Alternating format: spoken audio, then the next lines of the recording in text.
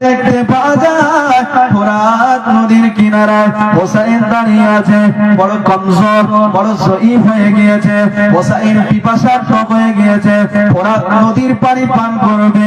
এ যুবকের আব্বারা, তরুণেরা, আল্লাহ নবীর নওয়াসা ইমামে হোসাইন রাদিয়াল্লাহু তাআলা আনহুকে লক্ষ্য করে ইয়াজিদের লোকেরা বদনাম জানিয়ে দিল। দেখতে পাওয়া যায় ইমামে হোসাইনের শরীরটা রক্তাক্ত হয়ে গিয়েছে। হোসাইন পানি পান করবে।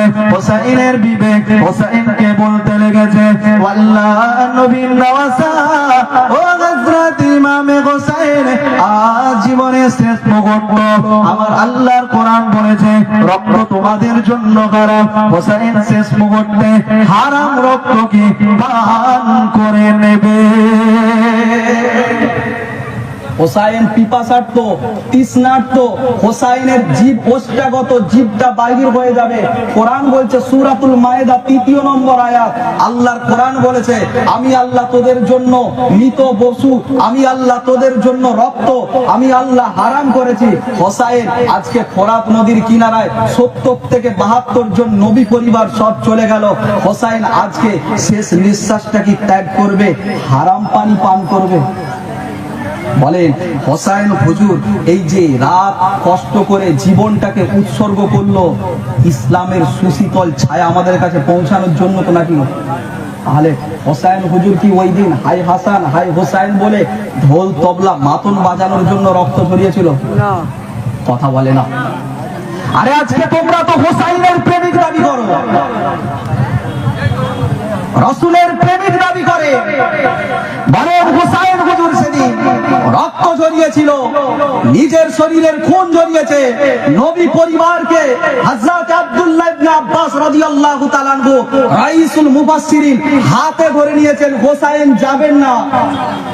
সেদিন ইমামে হোসাইন আব্দুল্লাহ ইবনে আব্বাসকে বলেছিল, শোনো, হোসাইন যদি শহীদ হতে হয় শুধু হোসাইন একা নয়, ইসলামের জন্য হোসাইন পুরো পরিবার শহীদ হয়ে যাবে। জোরে বলে। আজকে হোসাইন রক্ত ঝরালো, আজকে আমরা হোসাইন প্রেমিক বলে দাবি করি, আজকে আমরা হোসাইনের মহব্বতের দাবিদার। কিন্তু বুকে হাত রেখে বলো, রাসূলুল্লাহর দিকে তাকিয়ে বলো, আমার আল্লাহ দেখছে। হে যুবক সম্প্রদায়, আজ বুকে হাত রেখে বলো, হোসাইন হুজুরের জামানার পরে একটা রেকর্ড দেখা যে জায়গায় রাসূলুল্লাহ সাহাবায়ে কেরামগণেরা হাই হাসান হাই হোসাইন বলে রক্ত ঝরিয়েছে, বুকে হাত চাপড়েছে, মাতল বাহির করেছে, তাজিয়া বাহির করেছে।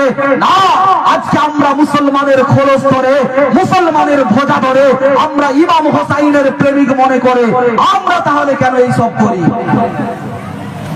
একটা রেকর্ড দেখান যে জায়গায় রাসূলুল্লাহর কোন সাহাবা ইমাম হোসাইনকে কেন্দ্র করে হাই হাসান হাই হুসাইন বলে ইমাম হোসাইনের মহব্বতে তাজিয়া বাহির করেছে। এই মুহররমে বাহির হয় কি হয় না? হয়। কিসের লেগে? হোসাইন প্রেমিক, হোসাইন রক্ত ঝরিয়েছে তাই, হোসাইন পিপাসার্থ ছিল তাই। আরে ওসমান হুজুর নিজের অর্থ খরচ করে 40 দিরহাম দিয়ে মদিনার মানুষ, ওষ্ঠাগত মদিনার মানুষ বুক ফেটে মারা যাবে, ওসমান হুজুর সেদিন নিজের অর্থ খরচ করে বীরে রোমা নামক কূপটা খুঁড়ে দিয়েছিল। ওসমান হুজুরের নামে বিভিন্ন রকম রাজস্ব রাষ্ট্রের তরফ থেকে ওসমান হুজুরকে অপবাদ দিয়ে গৃহবন্দী করে মেরেছে। ইতিহাস জানেন না আপনারা? 40 দিন পানি দেননি। ইমামে হোসাইন হুজুরের ঘটনা একদিন, কিন্তু উসমান হুজুর 40 দিন পানি পাননি। জিভটা বাহির হয়ে গিয়েছে, আর্তনাদ করতে করতে ওসমান হুজুর বলেছিল, এ মদিনার মানুষ, আজ আমি ওসমান, যেদিন তোমরা পিপাসার্থ ছিলে, যেদিন তোমরা নিজেদের পানির জন্য পিপাসার্থ হয়ে পড়েছিলে, মদিনার মসজিদুন নববীকে বাড়ানোর জন্য অর্থ পর্যন্ত খুঁজে পাচ্ছিলে না, সেদিন ওসমান হুজুর হাতটা বাড়িয়ে দিয়েছিল। আজ আমি ওসমান, আমাকে এইভাবে নৃশংস হত্যা করছো, 40 দিন ধরে আমি ওসমান, আমার জিভটা বাহির হয়ে যাচ্ছে, পানি দাও।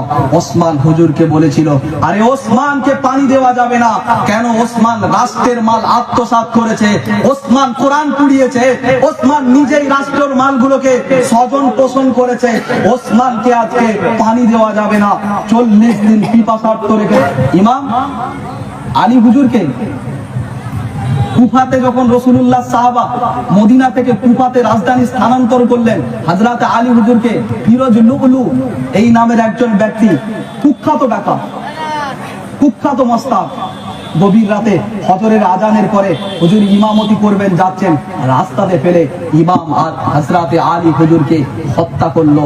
হযরত উমর ফারুক হুজুরকে মদিনার মসজিদে ইমামতির জায়গায় দাঁড়িয়ে আছে, হযরতে উমর হুজুরের গলাতে ছুরি চালিয়ে দিল। বলে, এগুলো কি আপনার বুকে, আপনার হৃদয়ে হৃদয় বিদারক হয় না? এ কথা বলে না, এ জোরে বলে। এই যে হুজুর হত্যা হলো, হযরতে আলী হুজুর শহীদ হলে, হযরত উসমান হুজুর শহীদ হলে, হযরত উমর হুজুর শহীদ হলো, এগুলো আপনার হৃদয় বিদারক নয়?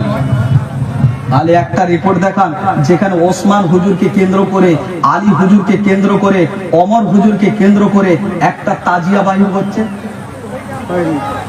এর পেছনে চক্রান্ত ইহুদিদের। আজকে মুসলমান সেই ইহুদিদের চক্রান্তে পড়ে গিয়েছে।